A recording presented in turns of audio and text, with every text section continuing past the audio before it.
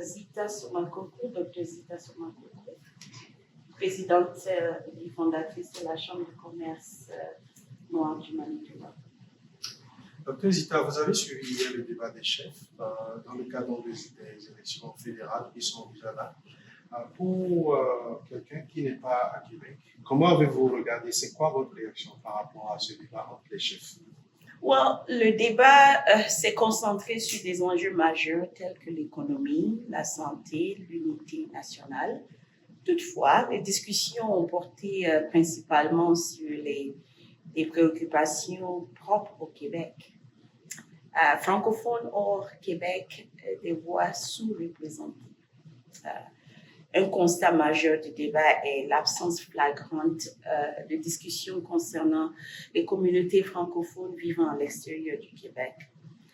Ces communautés présentes notamment en Ontario, au Manitoba, au Nouveau-Brunswick, jouent un rôle essentiel dans la diversité linguistique et culturelle du pays. Pourtant, leurs défis particuliers et leurs contributions n'ont pratiquement pas été abordées. Sur le point de vue de BMCC, pour une représentation véritable et inclusive, du point de vue de la Chambre des Noirs bilingues du Manitoba, ce débat met en lumière un enjeu plus large, d'invisibilisation. Je dis souvent que nous sommes la minorité invisible dans la minorité visible au Canada. Absence de mention des entrepreneurs noirs, aucun chef n'a abordé les obstacles systémiques auxquels font face les entreprises noires, notamment en ce qui concerne l'accès au financement, aux marchés publics et aux programmes adaptés. Aussi un manque de politique économique inclusive. On parle de l'inclusion, mais on ne le voit pas encore.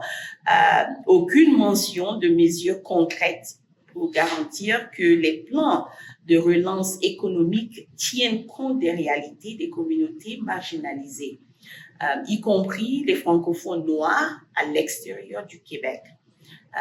Appel à un dialogue national.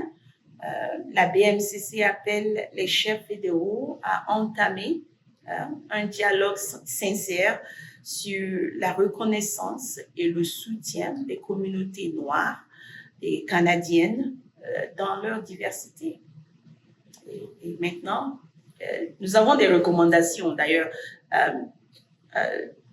nous avons envoyé des lettres à tous les leaders.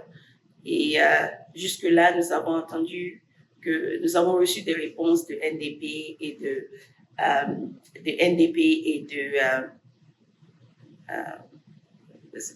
du Bloc québécois. Ils nous ont dit, NDP a dit qu'ils vont nous revenir. Le Bloc québécois nous a envoyé, M. Yves nous a envoyé un courriel en disant qu'il est préoccupé présentement avec les enjeux au Québec. Et nous avons répondu, très bien. C'est-à-dire que nous, les francophones, en dehors du Québec, nous n'avons rien à faire là-dessus. Merci, docteur. Je pense qu'on a vu l'essentiel. Merci beaucoup. Merci encore.